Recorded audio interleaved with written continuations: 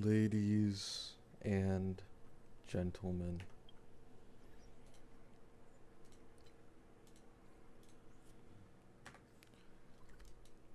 I abhor the current state of this game's community and meta discussion. I tried to tell people last night that they were vastly over exaggerating how bad these changes were. And they were like, no, Gabby, this Twitter person said this. This person said that. He's bricked for Saber. He can't be saved.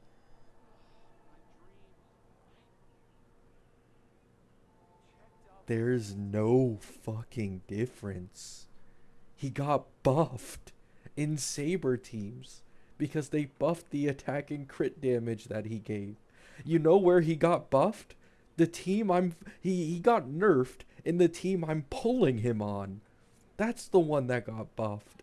And there's Saber mains crying, talking about how much Hoyo hates them and why they nerfed Gilga when they nerfed him with Ashblade. Why'd they nerf him with Ashblade? No. Fuck.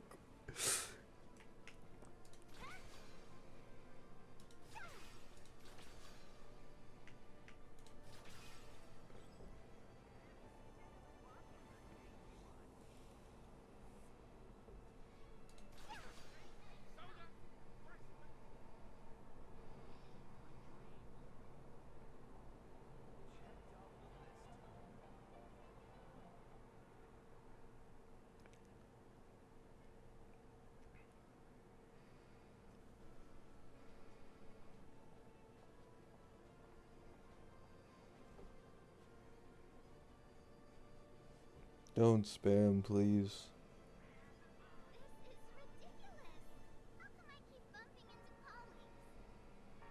They gutted him?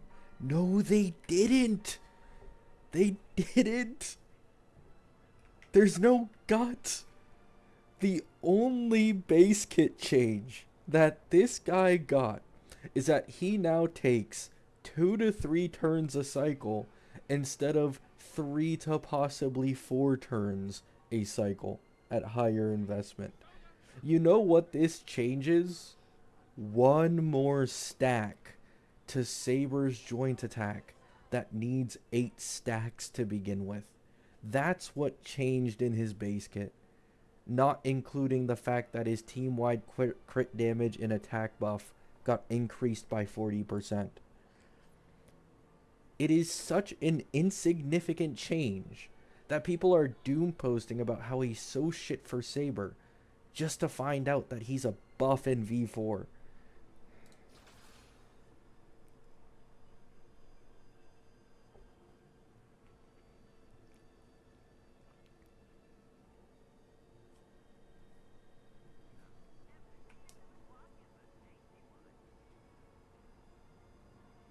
The AA? Oh my god. 99% of the time that Gilga got his AA, unless it was an incredibly high investment follow-up team outside of Saber teams, he was already nearly at his turn already, which the new speed changes accomplishes the exact same thing. It just boosts up his turn for the most part. Once again, at max, you usually lose one more turn in comparison to his old version, but one turn on Gilga does fuck all. His skill does no damage. His energy regen is low as shit on his own turns. It changes nothing. It's insignificant. This nerf, and what it mostly nerfed, was high investment Ashblade comps with E2 Blade and higher attack frequency. That's where the action advance was actually good, because there was significantly more ult spam with the FUA units being able to give energy to each other, which meant significantly more action advances for Gilgamesh. But when it comes to Saber teams, it's the same thing. Nothing has changed.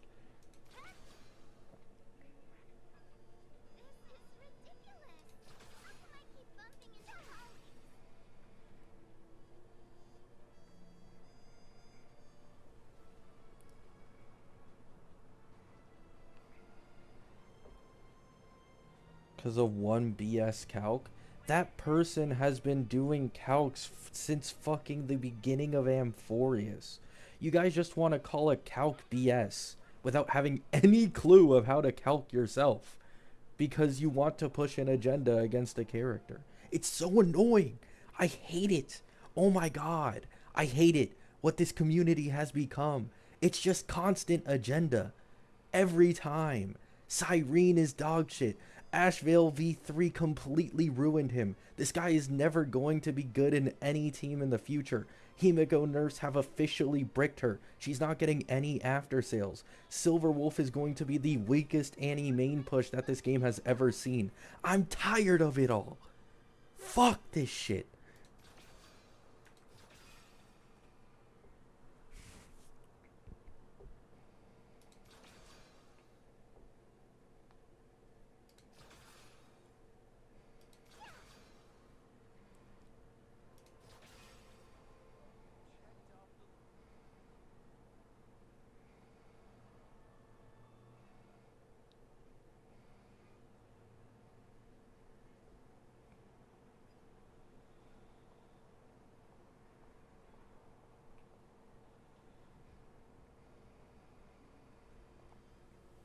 He needs his E1 to ult consistently, otherwise he's doing low damage.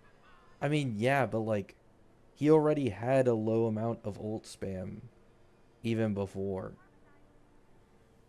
Like, even before at E0, like, nothing has really changed. Like, one turn, even with his skill, he generates like 20 or 30 energy with his skill without his E1 at E0. It barely changes anything.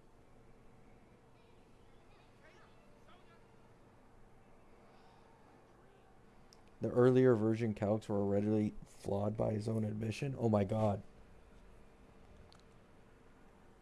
Brothers, ladies and gentlemen, what does Gilgamesh getting one more turn, one, in a cycle, what does that provide? What does that provide that makes that one turn so important that it makes V4 Gilgamesh a complete brick in comparison to V3 Gilga? Please, just tell me, what does one Gilgamesh turn provide for Saber? Is it a lot of damage? Is it a lot of energy regen? Is it an entirely new joint attack? It's bullshit. It's a bunch of baloney. It provides one stack to the joint attack. That's it. That's all this does.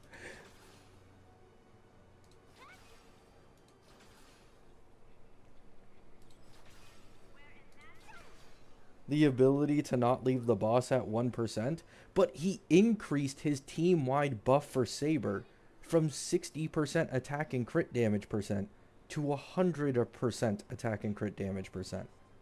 So, technically, Saber does more damage now than she did before. Once again, the team that got the hit the hardest by this is somehow the one that has the less people complaining about it instead of the Saber mains. The Saber mains are somehow the ones crying the most when it's the Ashblade comp that got nerfed the hardest.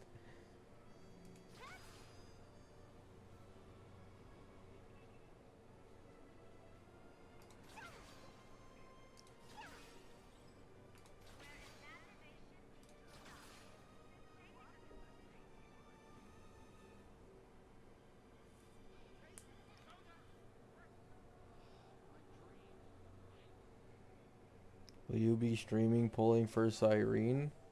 A video is more likely.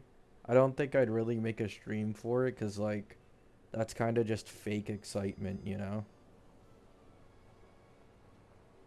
Like, I don't actually, like, oh my god, guys, look at me pulling Saber, I'm so excited. Like, I am excited, but it's hard for me to fake the energy, so I'll probably just make, like, a short video.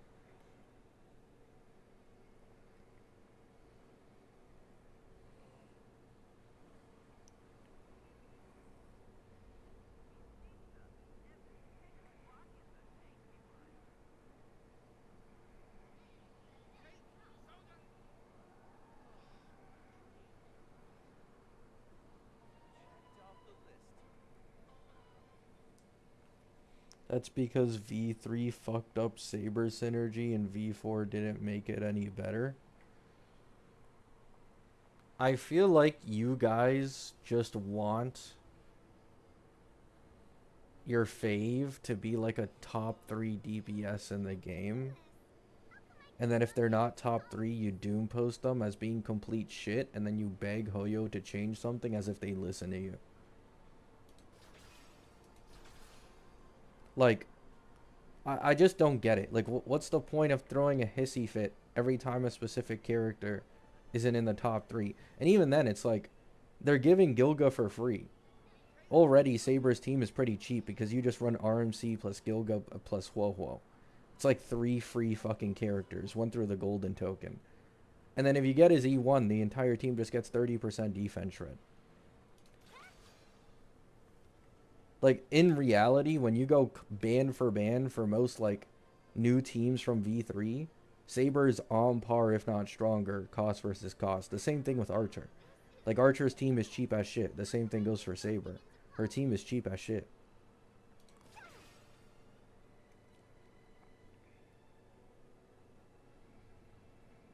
They have infinite banners. Their banners never go away either. They're going to keep getting future support because it was leaked by Anon that there would be a part 3 with Sakura in it.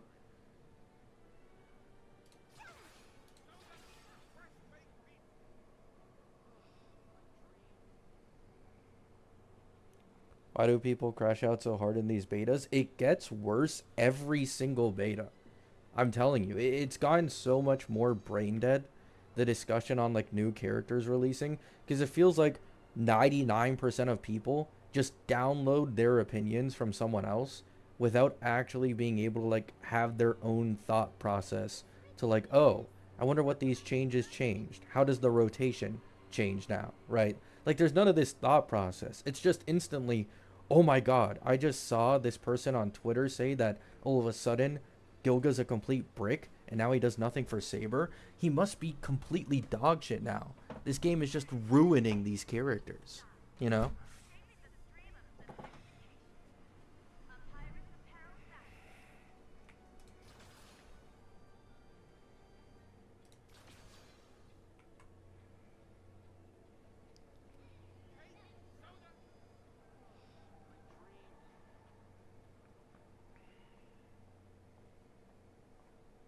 I don't get why no one showcases Saber Gilga with Sunday, because Sunday is way worse than Blade.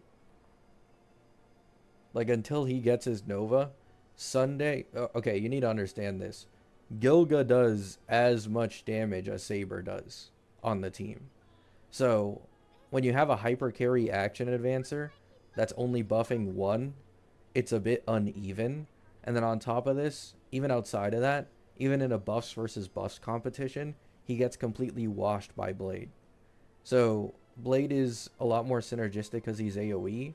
His buffs are basically doubly as strong, and his high attack frequency synergizes a lot better with getting Gilgamesh his interest stacks for more speed and triggering more attacks. Ult frequency is more than Sunday's as well, which leads to getting Gilga's ult faster.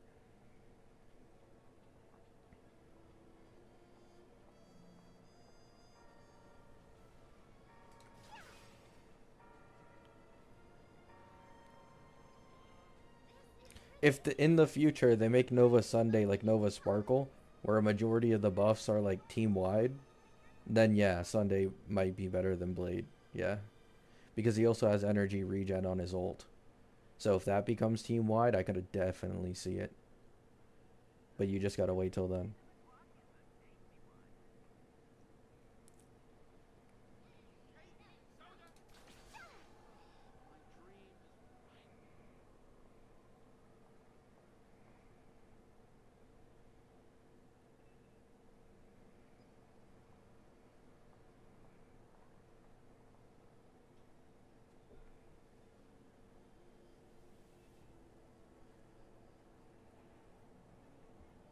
Yeah. TLDR, Gilgamesh has been stupidly overly doom posted in Saber teams. his V4 in most scenarios is actually a buff now because of the increased buff. He lost, on average, 1 turn per cycle, which all that really matters is 1 out of 8 stacks for the Saber and Gilga joint attack. That's everything that's changed. I was saying this yesterday. I didn't go as hard as I am currently because back then it was like there wasn't any gameplays, you know? Maybe there's some weird ass interaction that makes something, you know, go crazy where V4 Gilga is way worse. It's just as useless as I thought. Like there's no, bro, I am seeing complete Reddit meltdowns, Twitter meltdowns, meltdowns in my comments. People saying I'm fucking quitting HSR. They butchered Gilgamesh. He's E6 baseline. I'm fucking sick of this game and the way they treat me. Where's the fucking HSR competition? Right? I wish I was exaggerating. I read a comment like that on one of my community posts like an hour ago.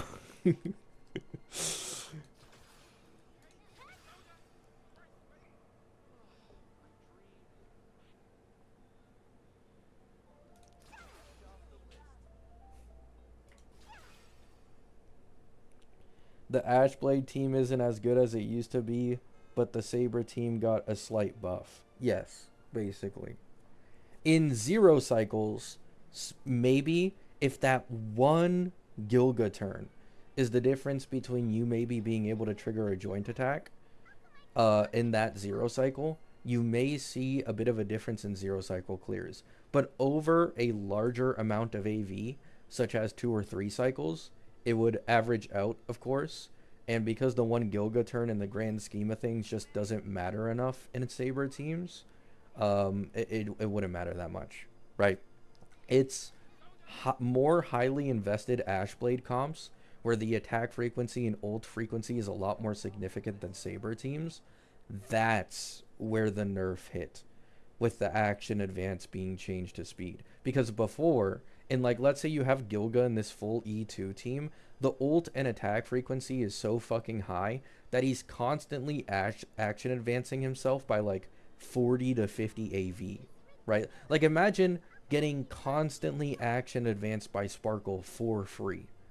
That's basically the way it worked in a full E2 Fua team. He had an insane amount of turn frequency. But now, that's not as powerful in the Fua team anymore. He just can't rely on it as well as he used to. So, it's a nerf in the Ashblade comp, which is literally what I was fucking pulling for him, the piece of shit. And in Saber teams, it just doesn't matter enough.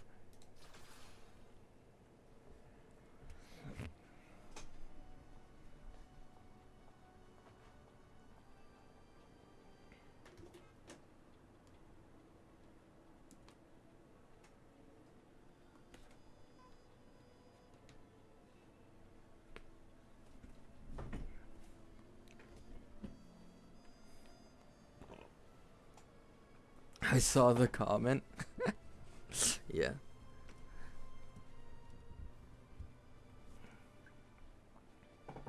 Now, here's the thing. I'm not only mad today, okay? Messi, he scored 2 goals today in his game against Austria, so I'm in a bit of a better mood. I'm not only mad. I'm a little happy on the inside. So...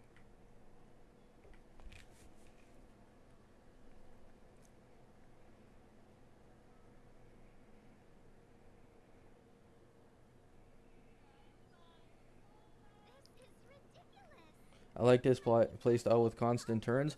I agree.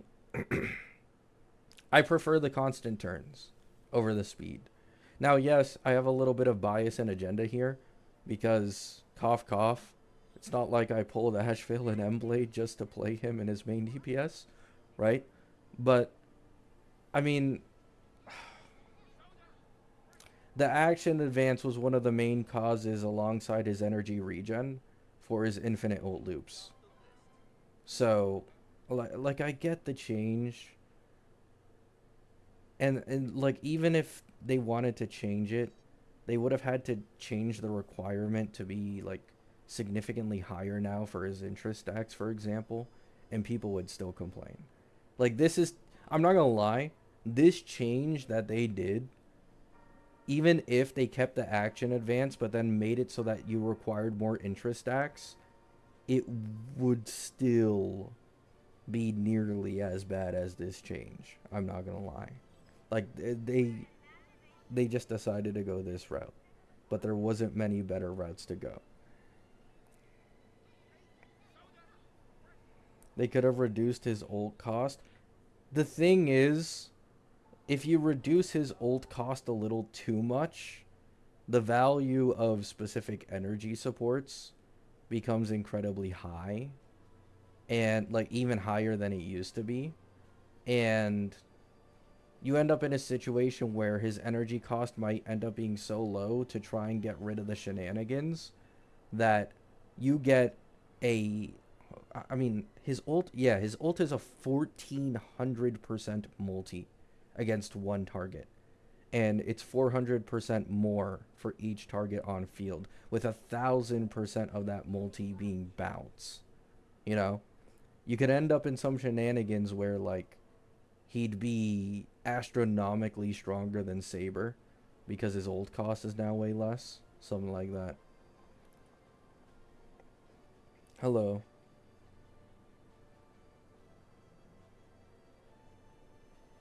One day till Cyrene banner? Yeah. Can't wait. 14 hours on Asia servers.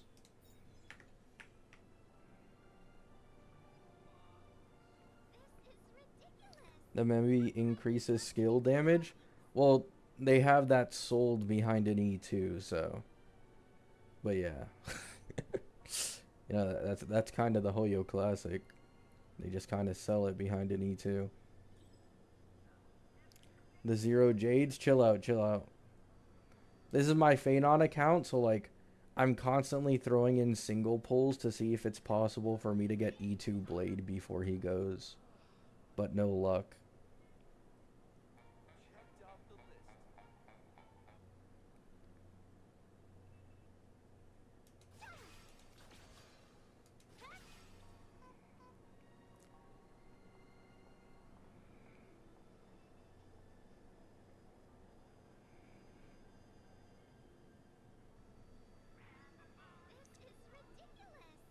His E2 and E4 are really mid now.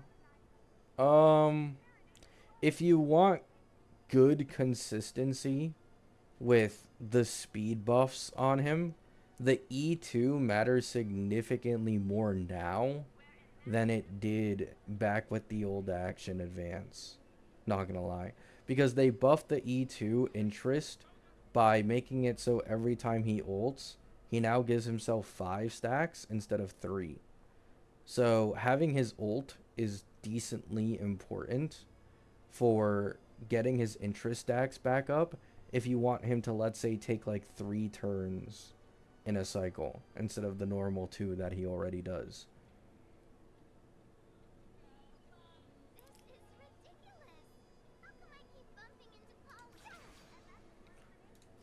But the E2 isn't a must. Like the biggest takeaway, like the biggest buff he got is by far and away behind his E6. His E6, I imagine E6 Gilga is like he might be able to make up for the loss of the Ashblade synergy just through how stupidly strong his E6 now is. Like I might be going out on a limb here. I think he has the strongest E6 in the entire game at this point. It is just a disgusting buff.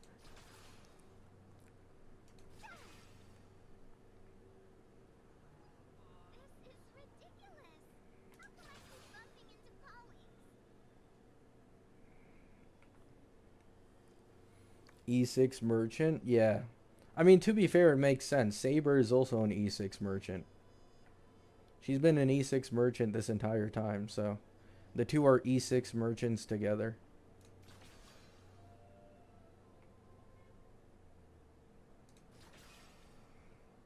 Is the Gilgamesh Doom legit or an overreaction? It's a nerf to his Ashblade comp, but considering most people are crying about his Saber comp, yet the Saber comp has basically remained no different, uh, it's an overreaction for sure.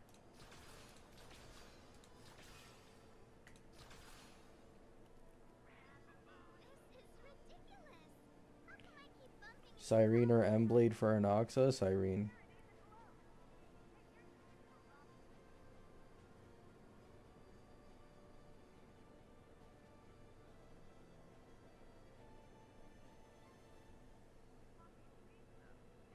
Yeah. Like, it's so funny. I'm seeing constantly Reddit posts and Twitter posts, oh, you main DPS Gilga wanners, look what you did. Now his main DPS got better and Saber got bricked. It's the opposite. It's the opposite. They took away the good synergy that there was with the Fua team. And now Saber's the one who got slightly better. And then they got rid of all the infinite ult loops at the same time. Greedy Saber mains. Greedy Saber mains. I think the funniest part about all this is I'm getting mad at Saber mains while owning an E2 S1 Saber. But it's just that Gilga main DPS is so much cooler than being a sub DPS for Saber. It doesn't even matter that I have her E2 S1.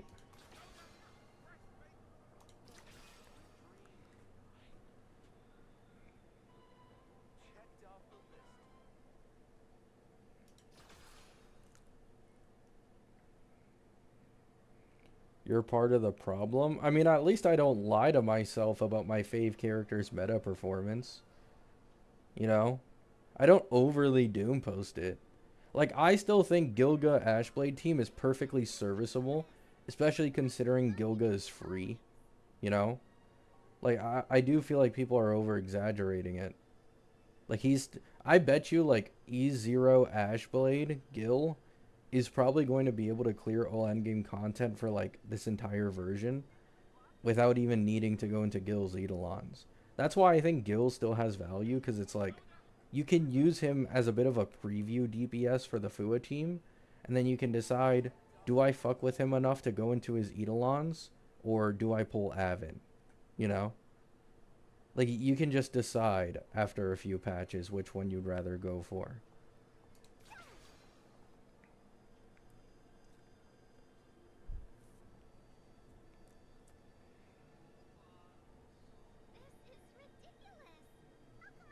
Oh, I see, I see. Yeah, true.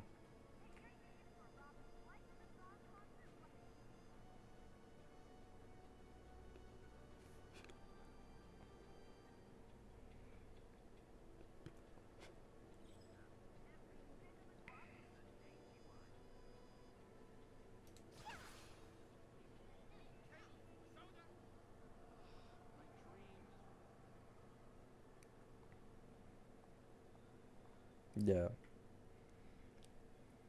I guess it's because, like, I mean, I don't think Saber mains will ever be satisfied. They got a taste when there was unintended shit going on with the team, and Saber was getting top 1 clears amongst everyone in the game during V1. And ever since V3, after they had that taste, and that taste had now disappeared, they have been going fucking wild. They will not be satisfied until she's a top 3 DPS. There's nothing that Hoyo could do that would change that in their minds. They just shift the goalpost.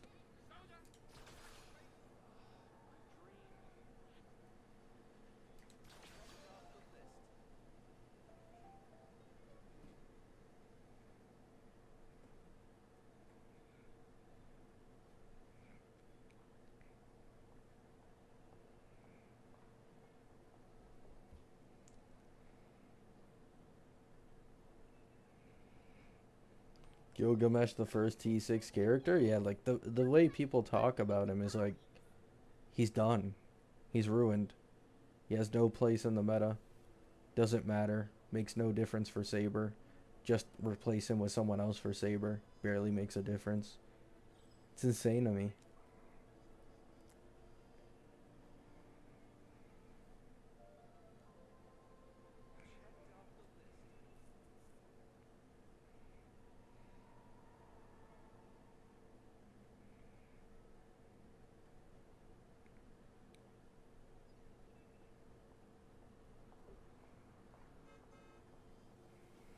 I don't like when people try to justify him being free so he can't be good.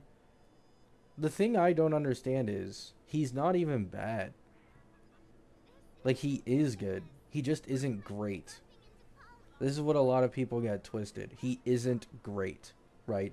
His two best teams, one isn't intended for him and just got slightly nerfed, and then it's Saber, right? I get that. He isn't great. And especially in comparison to an archer, single target damage is quite often a lot more highly valuable than any other type of damage, because if you just focus all your damage on the boss, you won't have to worry about the minions. And then he's also gotten Nova Sparkle for free, right?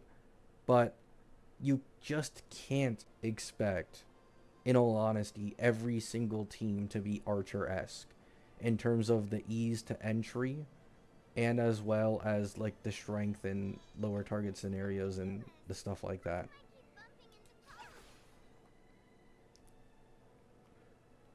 Because like Gil is still an astronomical buff for Saber. Saber is like shit, unapologetically. She is shit without Gilgamesh. And once again, like, you can at least use Gilga as like a preview for the Fua team, and it works. Like, people are talking about, and he's ruined, he's done, but I'm seeing like a full E0-0 team get like a 1 cycle with sustain, right? And I imagine this isn't even optimized gameplay, because usually like early gameplay videos of a new version just aren't as optimized as they should be, and usually it's a few days after the version where the people with the actual skills start making showcases, right?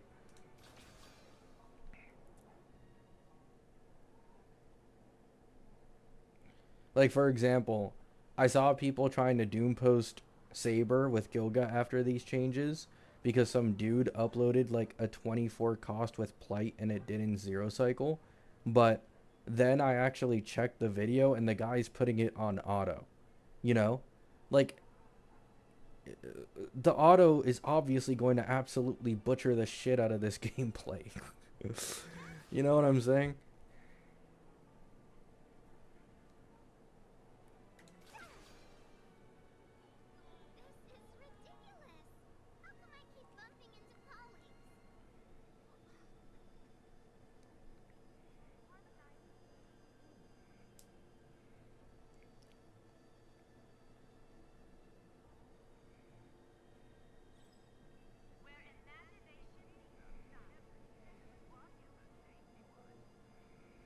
They're doom posting based on play? Yeah.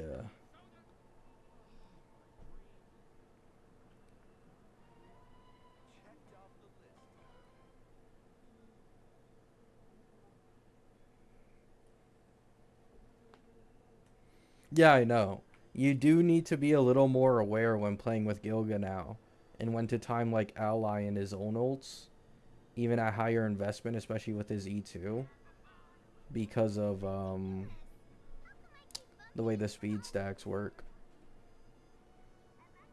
If you want some consistency in his turns.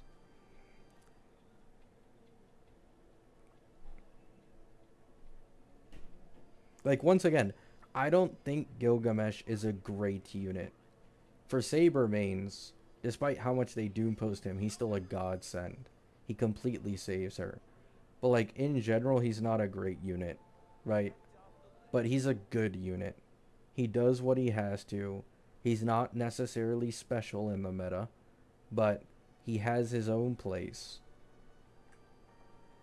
I don't know if people expected him to be one of the most goated sub DPSs, competitive with Avin and the Fua team, also have his own main DPS, ungodly vertical investment for a fake collab character. Like, it's just kind of not gonna happen. I'm not gonna lie. To be honest, I wouldn't be surprised if the Saber team also got buffed again anyways. Like, it's 100% possible this Saber team gets buffed with Sunday Nova in the future. If they make Sunday Nova similar to Sparkle Nova. Which, I mean, that's been leaked, that it should be. Just slightly stronger.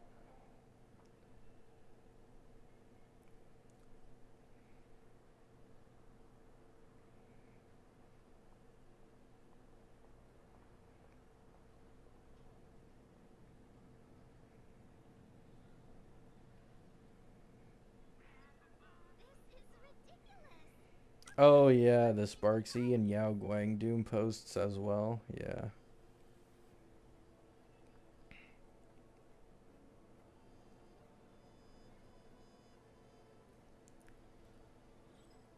Archer E1 or Gilga. I mean, it's really simple. If you truthfully believe you are going to have absolutely zero use for Gilga, you don't have a Saber, you know you're going to pull Avin for the Fua comp, so you don't care about getting him for free. Like, you can go for E1 Archer, despite how ass it is these days. Right, you can go for it.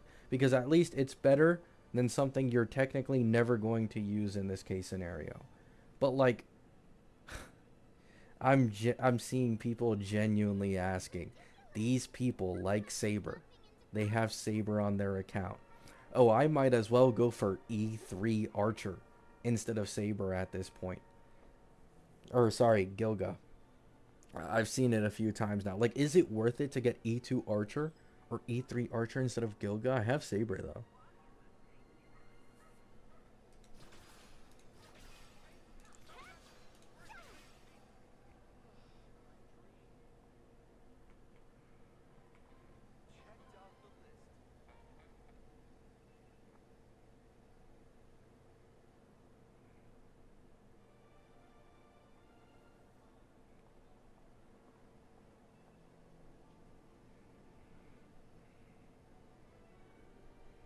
E3, yeah.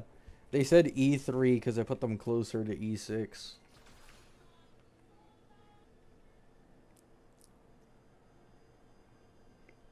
I will say though, I at least got a little bit of dopamine from an E6 Gilga showcase. Oh my god.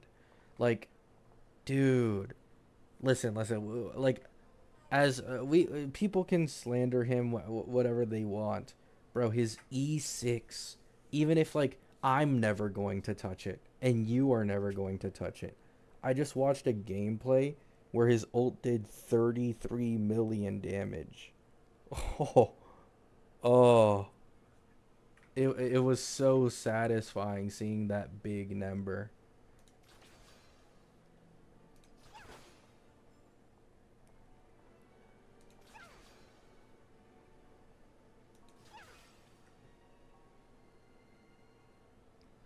Like, I never thought I'd see 33 million damage outside of simulated universe.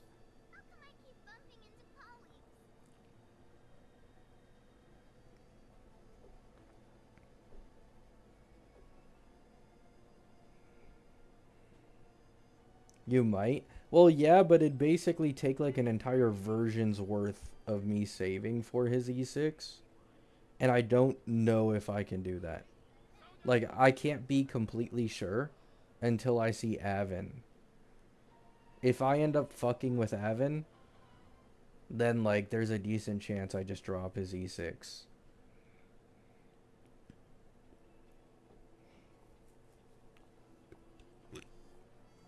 Because E6 is an ungodly amount of investment. Like, you need to be wholeheartedly confident that you won't regret it.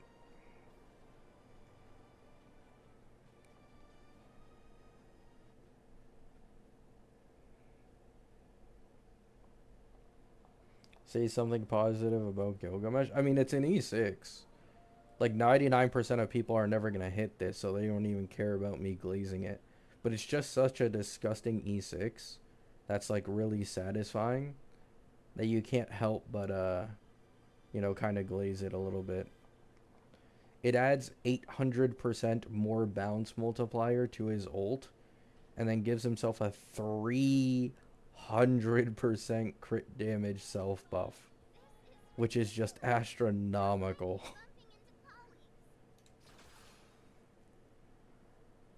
Oh yeah, and 20% res pen. I forgot. There's also the 20% res pen. All three of those at once.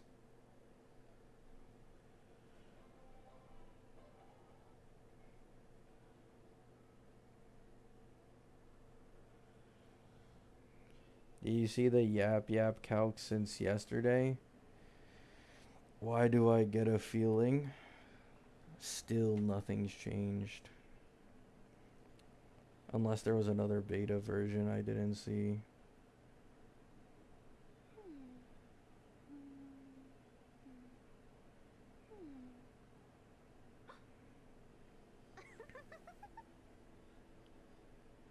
Let's see.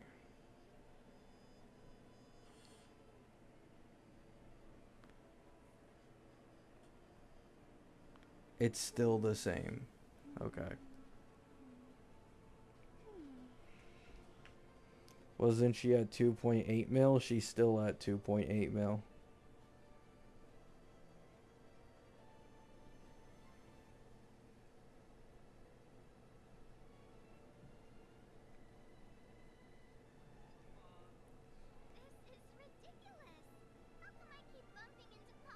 Yang Yang SP? Yeah, she's still at 2.8 mil. With the 2 feather rotation. Nothing's changed.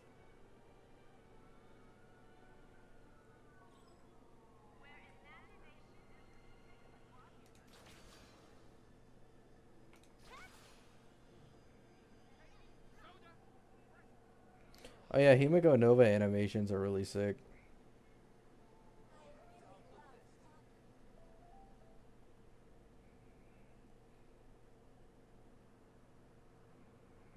Is E2 Blade that impactful for Acheron over E1 Blade? Yes.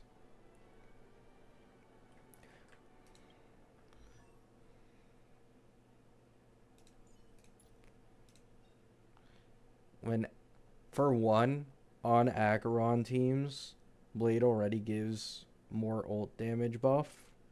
However, with this, you now technically get double dip.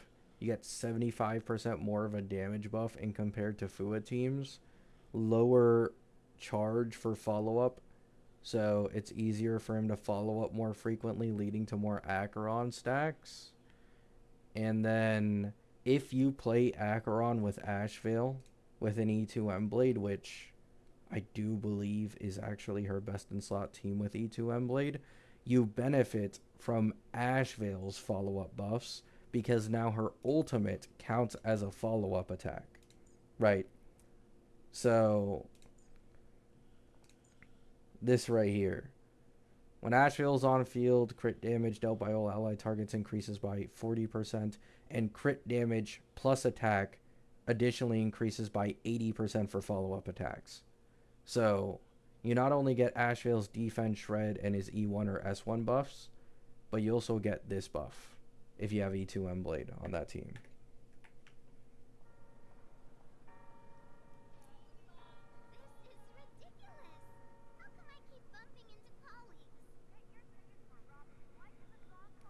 It's a ton of stuff going on at once when you get E2M Blade.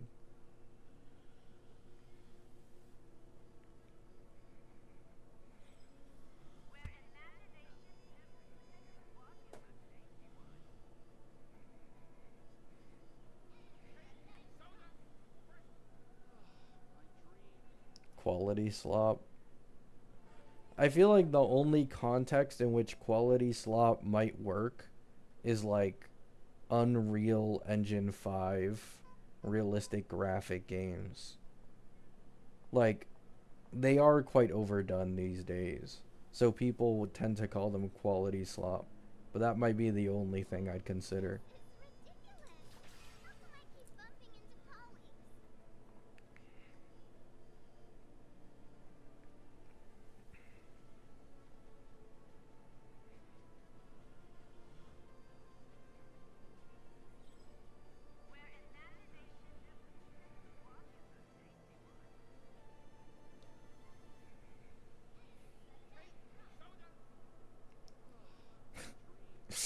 Now everybody's just adding slop to everything. But yeah. This beta kind of sucks for me just a little bit. Because I was really pulling the Ashblade team for his ass. Ugh.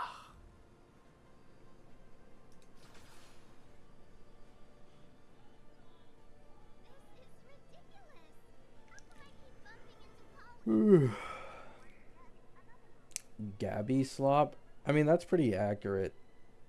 I am like a slop creator. There isn't much effort. Gabby slop.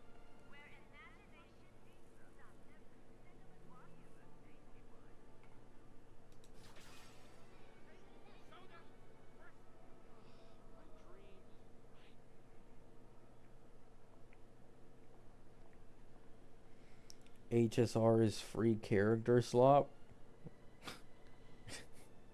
Okay, enough. No more slop.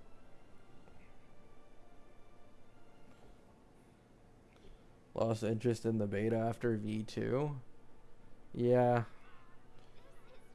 When you really just look at things objectively, the entire trajectory of this beta is like Gilga gains less synergy in the Fua comp because they're trying to sell Avin towards it. He gets nerfed in the Saber team because they're trying to get rid of all the infinite ult loops.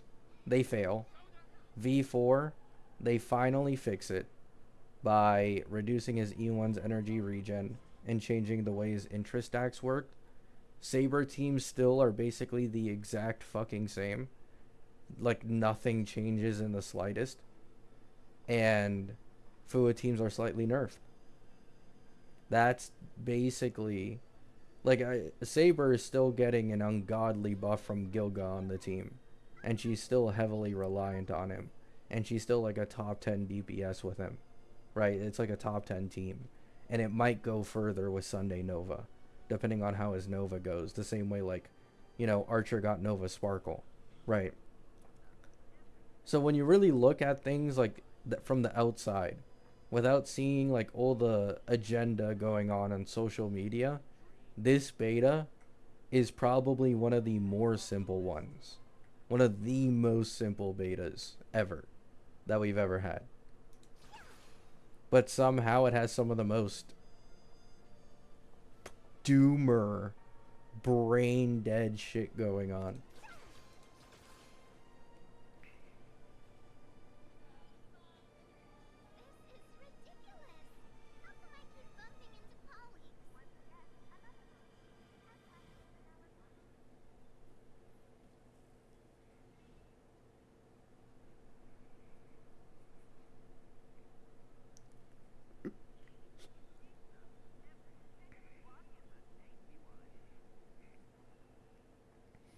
Do you think DPS Gilga will suffer too much by not getting new teammates? Yeah.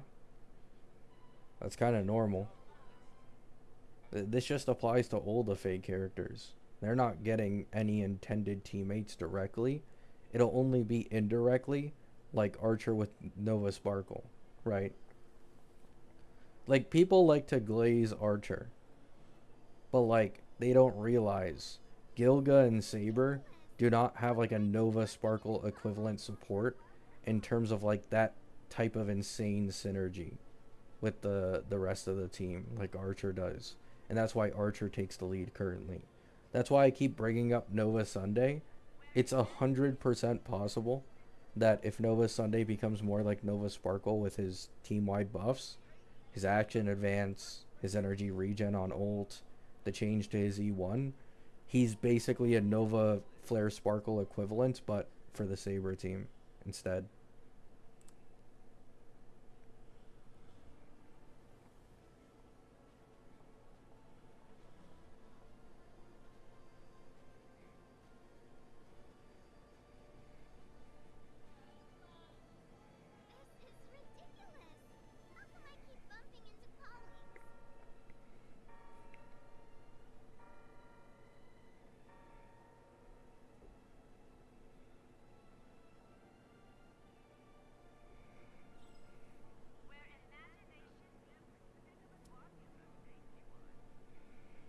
I saw a V4 Saber 7 cost a stainless run against Flame Reaver take 1 cycle.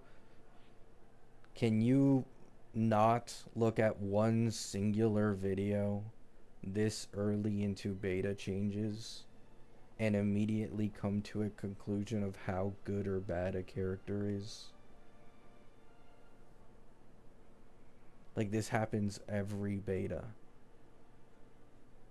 The first beta runs are complete dog shit and require like twice the amount of cost in comparison to the other runs that come later.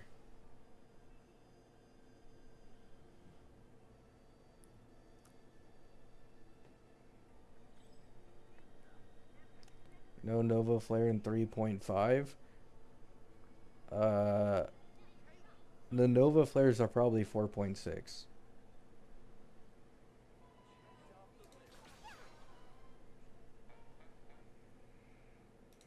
Is my guess. It lines up with Nova Sunday, Himiko buff, Saber buff, Pearl releases, Elation buff, and then Nihilux is in the next patch. I think EMC also gets buffed in 4.6.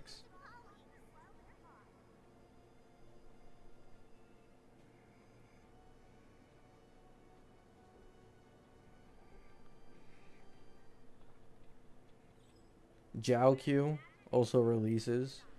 Jiao might be temporarily the new goated generalist sustain if they do make him heal, because I mean, as much as people want to knock him, sure, he's dog shit for support, but if he becomes a healer who can put 35% vulnerability on enemies, total 50% for ultimate damage, that automatically makes him the best generalist sustain in the game. It just doesn't matter, right? Argentinova is probably for Thirda. Topaz is probably a Walmart Ashvale.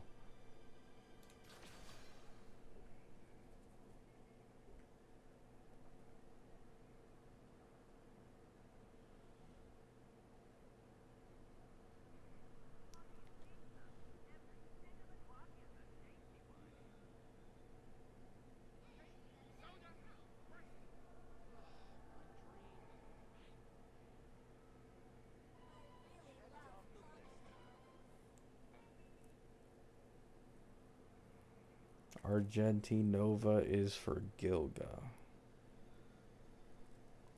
And pigs fly.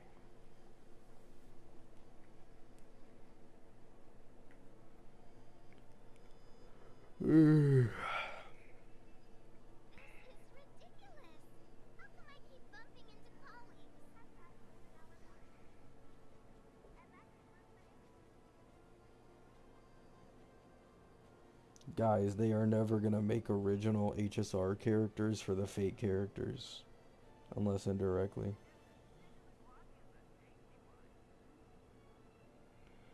Watched a Himiko Nova showcase and just seen a dude say she's tier 1 in the comments.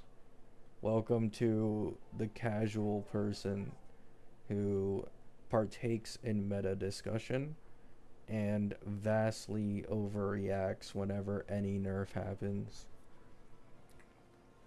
Not even any nerf, to be honest. Any change. Any change that happens in a beta, you're automatically going to have people saying shit like that. Just no brain power used.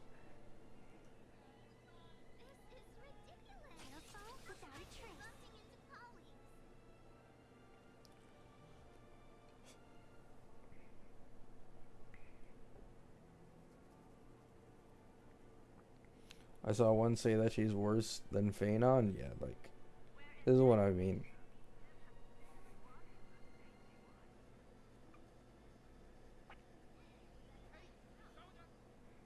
This is why, like, if you guys maybe didn't understand all that well before, this, truthfully, is the reason why I became so burnt out of Yao Guang beta, where, like, you guys saw for multiple months, I just could not upload, right? And I got burnt out from the game, the community discussion, everything. This is exactly why. It's just a bunch of misinformation and agenda posting. That's what 90% of like meta discussion is these days during betas. Is just lying and agenda posting towards characters you either like or you hate without actually giving any useful information or any truth. And it becomes like so toxic. The conversations are literally useless. They don't go anywhere, right? There's nothing of value being provided. It's just a bunch of trolling.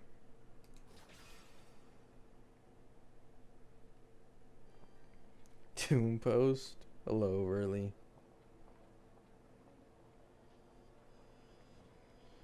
Do you think meta talks affecting casual audience destroyed the HSR community? I mean, it's a bit of an over exaggeration to say that the community's destroyed exactly, but it's ruined a lot of genuine and healthy discussions about character value and what's currently ongoing in betas and stuff like that, because people would rather just engagement farm or immediately overreact to something. Because, like, once again, when you really deep it, how long does it take for you to realize the severity of the changes to Gilga and a Saber team, right? It doesn't take long. His interest stacks, he now gets speed instead of action advance. You just check old runs. Full E0 S1 team. How often does he hit 10 stacks? Right? How often does this extra turn actually matter? How many turns does he get in this cycle? That's what you really need to take into account. And then compare it to the amount of turns that he takes in V4. Right? Is it one turn less? That's usually what it is. It's one turn less. What does that one turn provide in a Saber team? Damage? No. Energy regen? No.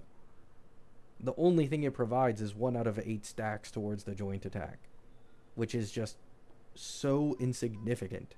You're barely going to see the difference, which is exactly the case.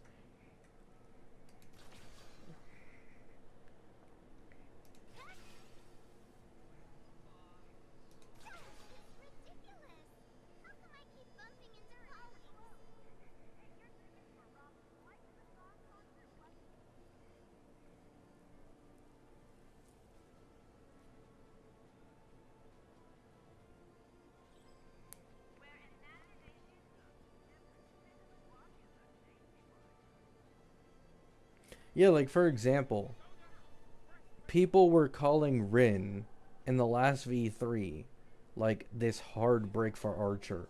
Robin is better. I don't even know why people are talking about Rin. Robin is better. Why am I seeing this? Why are people putting Robin in conversations with Rin for fucking Archer's team? I don't know why, right? But that's what people were coming up with in the fucking V3. And now, what changed? Barely anything. Rin, although buffed, she also barely got any significant changes. She got like a 50, not 50, holy shit. She got a 15% buff, I believe, to her personal damage multipliers and a 5% more res pen buff with Archer.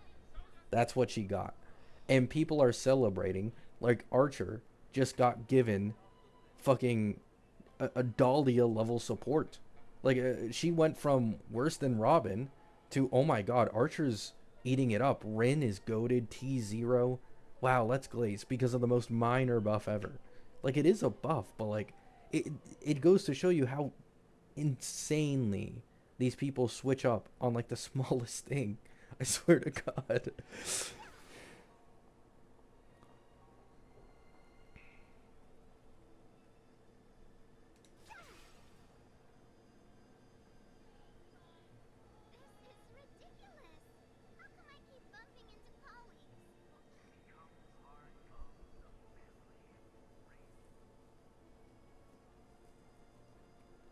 I will say, I think the better outcome for Gilga is if they just make it so that the stacks have a cap. Like, you can go back to the 10 stack cap, but just don't make it refresh, you know? Like, sell something else on the E2 that isn't the interest stacks, so you don't have to worry about that anymore, because it is more annoying to play around the speed stacks. You have to like pay more attention now to when you ult at certainly like certain specific times to try and keep his speed consistent, because instead now it's just it's fully inconsistent. You know, it's just not that good. But if you make 10 stacks the max and it doesn't reset, it becomes much easier to play him at 200 speed, which is 3 turns. And in this case, he's technically almost always taking the same amount of turns per cycle that he already was before with the action advance. You know?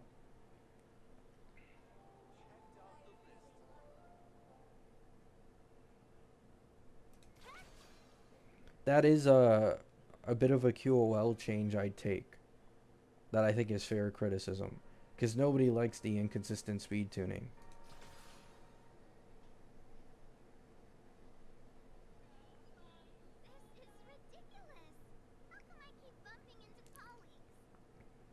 E0 S1 Gilgamesh doing better than Saber? I mean, Gilga is stronger than Saber. It's not really surprising.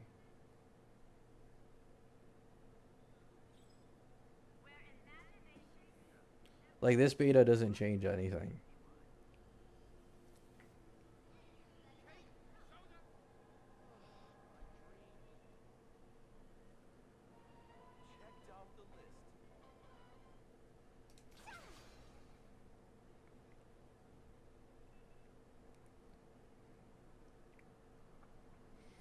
I saw E6 482 speed Gilga. Yeah.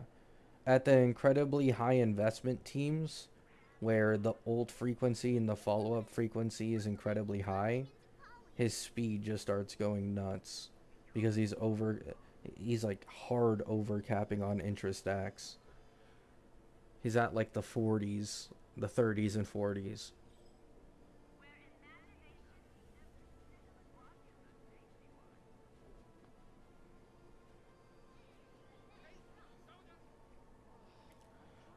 Hey Gabby, serious question. Do you think because of the way people act towards these examples being Silverwolf and Eva, do you think that's why power creep will be prevalent? Um, no. It's Hoyo's fault in the first place that people in the HSR community are like this afraid of power creep and HP inflation. It is their own fault. Now, yes, it is also on the fault of like the consumers who tend to not really know what they're talking about, and they get really hyped for this shit. But the reality is that the main one at fault, the one that caused all of this, the core, is just Hoyo themselves, and ever since Acheron's release, for the most part. So that's why people have this mindset that they do of like, oh, in HSR your character gets power crept after 2 patches, right? So the game is, it sucks. Don't play it. It's terrible for free to plays. If your new character isn't zero cycling at low cost and isn't among the top 5 DPSs on release, they're fucked, right? I mean, just look at all, legit, look at all the Doom posting that Ashvale received ever since his beta changes. And now look at how much people glaze Ashvale. Like, I didn't forget. People were talking about Ashvale and his beta changes as if he was fucking Arlon, Argenti, completely trash and butchered. And now all they do is glaze because he finally got a teammate that synergized with him with Blade. You know?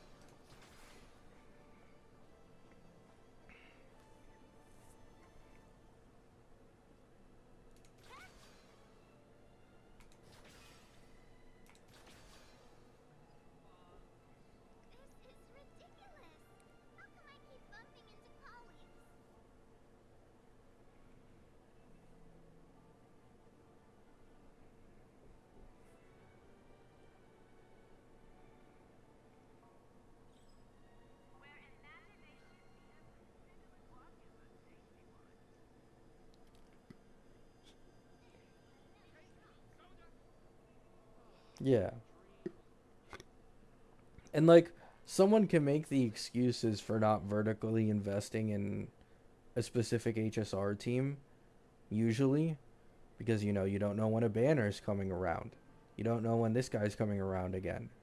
They haven't reran yet. How am I supposed to reinvest?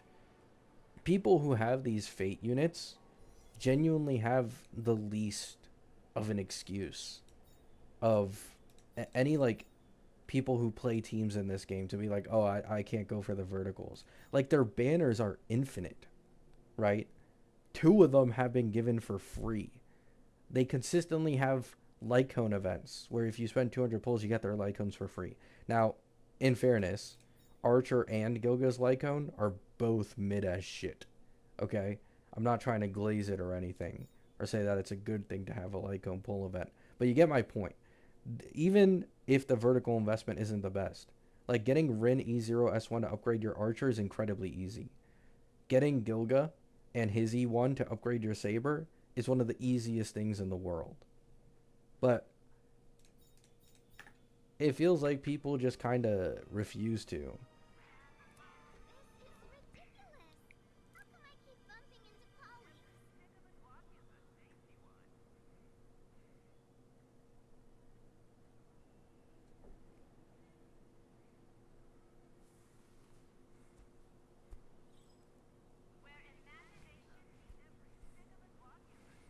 Yeah, that's true.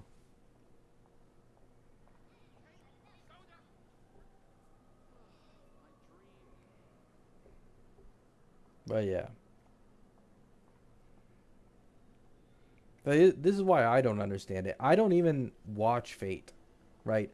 The only version of Fate I've watched was the old version of Fate Stay Night, and that was like at least half a decade ago at this point.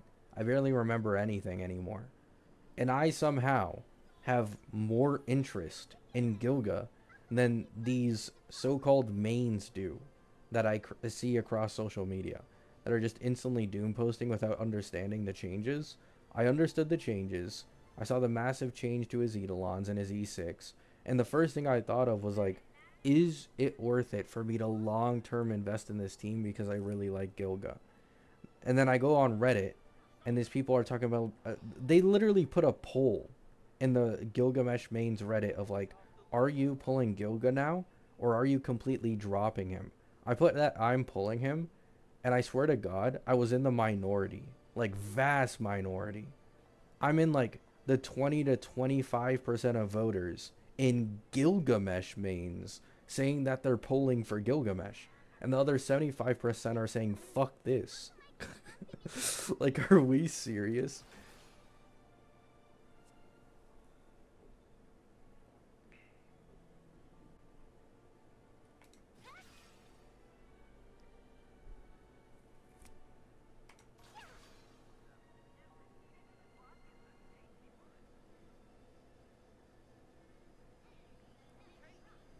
I'd also like to say it's not a guarantee, but considering they did it this time, the first two drops were duo main DPSs. The second drops were duo sub DPSs. I would not be surprised if next year's Fate collab was another DLC for buffing these fucking Fate characters. In which case, they'd be fine, right? Like, Gilga X Saber isn't a top 5 team in the game, but it's definitely going to get you by for the rest of this version, so long as you get something like E1 Gilga, I guess, right? And then, if they do make another batch of Fate characters that fit into one of these teams, and they buff them, they get buffed again. And Archer and Saber Gilga are just straight back to being in fucking top 5 teams again. Top 10, top 5 teams. So it's like, I just don't think it's that big of a deal. I don't know. I really don't.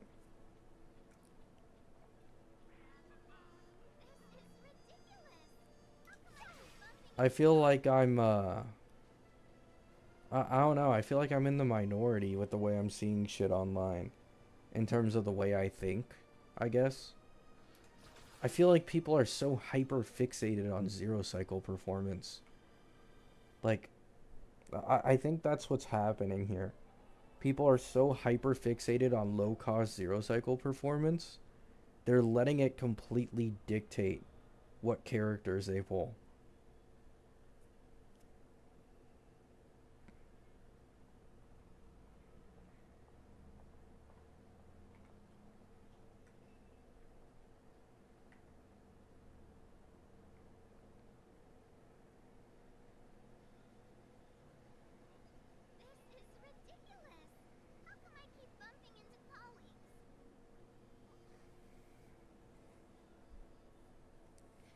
I guess a team being good for 3 years is really worth it. Yeah, because when you really think about it, right? Like you have Saber. Yes, Saber struggles because she doesn't get indirect buffs like Archer does with Nova Sparkle, right? But Saber, if you invest in her a little bit, she still clears. I know this because I legit have an E2S1 Saber on my Firefly account. And I use her with Sunday, plus like RMC, plus like Donhung PT. And she consistently at least cleared well enough for me, right? To be able to be used for clearing endgame content. Now she gets Gilga. And best of all, Gilga's for free. And this Gilga upscale is like hella noticeable, right? Like he's way better than Sunday in that slot. So now my Saber, like the entire team together, is doing double the damage probably of what it used to, and it feels a lot smoother. And Saber now has more vertical investment options, such as E1 Gilga. Next, we have Sunday Nova upcoming. This could easily, I'd imagine, possibly be a replacement for M-Blade and be better in this team if he becomes a team-wide buffer. And then there's also the shot that the next Fate collab, they continue the expansions towards the Archer and Saber team with supports or sustains, right? And at this point, I've gotten like 2 to 3 years in the bag of a team that I invested in previously. I've gotten like 3 years out of it being consistently in like a top 10 team in the game. Like, I don't really get what there is to complain about.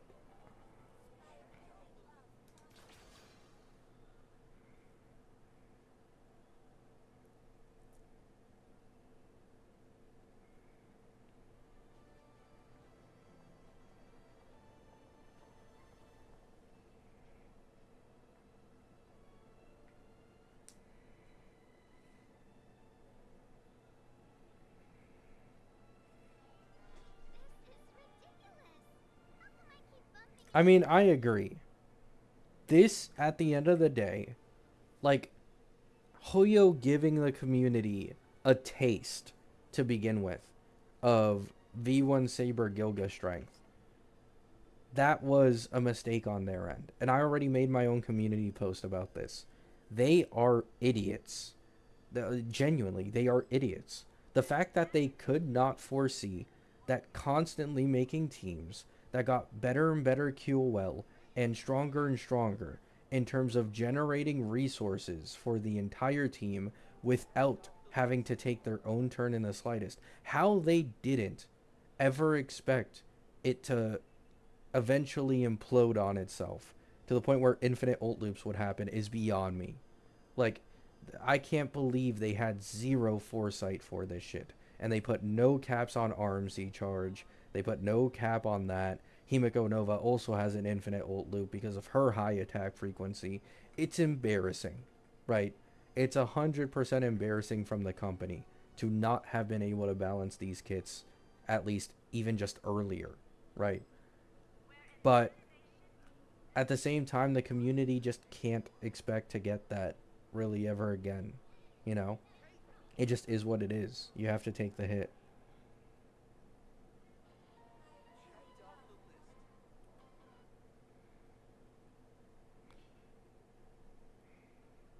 The HSR community has no idea what a brick is? No, they don't.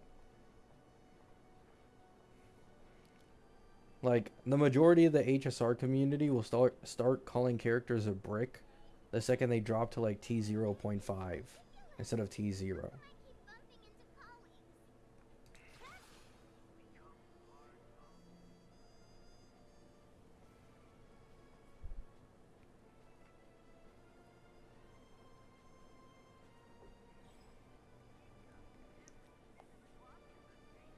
you foresee every possible option in a game with 70 plus characters. It doesn't work like that. I just explained it. The reason they ended up in this situation is because they wanted to constantly push power creep on top of increased QOL for generating resources for an entire team. Otherwise, why was there no infinite ult loop with Fei Xiao when she released, right? Technically, that team has teammates that generate stuff for the main DPS, and it's also a follow-up team. But why is there no infinite ult loop? Because it's a simpler version. But because they're trying to make this new Fua team way stronger, way more optimally playable, with way better vertical investment in comparison to the older Fua teams, they ended up in this situation because they want to push power creep. They want everything new to be better in every single angle in comparison to older teams. This is why I said, like, in version 2, you saw the uprise of best in slot teammates generating resources for the main DPS. However, there was no infinite ult loops. In version 3, infinite ult loops were introduced. Tribby, when she had unlimited follow-up, no cap. Cassie, she had 2 infinite ult loops, one with Don Hung PT and one with Ling Sha, but they were easily fixable. And now we've gotten more infinite ult loops than any version before, on more teams than ever before, to the point where the dev team is struggling to find a way how to nerf them, right? It's just progressively getting worse. I just hope that this was the wake-up call for them. I genuinely hope.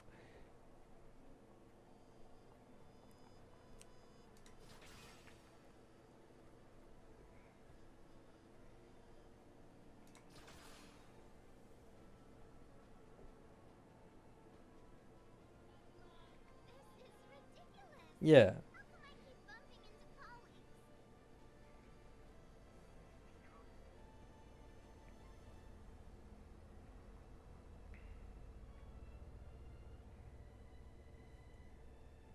Yeah, Venturine had a slight bug, yeah.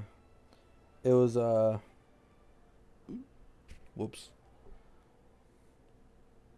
Aventurine's bug was that he wouldn't give the fattest shield to the lowest HP ally, even though he should. There wasn't even a compensation for it, if I remember correctly. People were complaining, like, yo, where's the compensation? You know? Like, this is a pretty bad bug. It's hurting the sustainability on my weaker teammates. But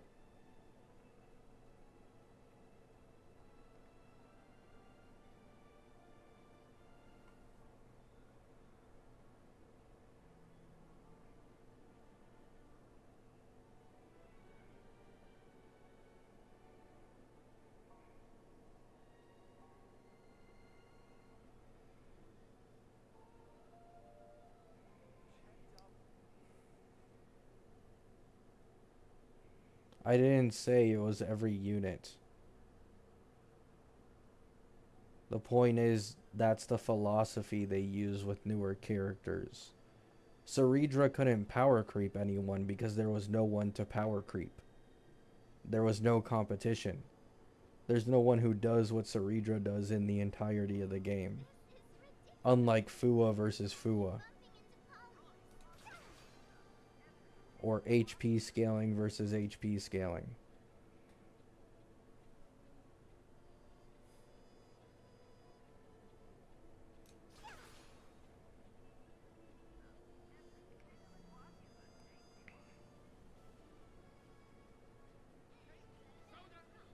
Hopefully Avin isn't an ult DPS. I'd assume he is, I'm not gonna lie. You can't really give him attack frequency, because otherwise you just end up with another infinite ult loop. He needs to be someone who doesn't have that high of attack frequency, and instead high attack frequency among his teammates is instead what feeds his ultimate. So basically just imagine a Gilga that's significantly more tailored towards the Ashblade team with better synergy. That would probably be what Avin has to be. Not that high of attack frequency, he just reaps the benefits.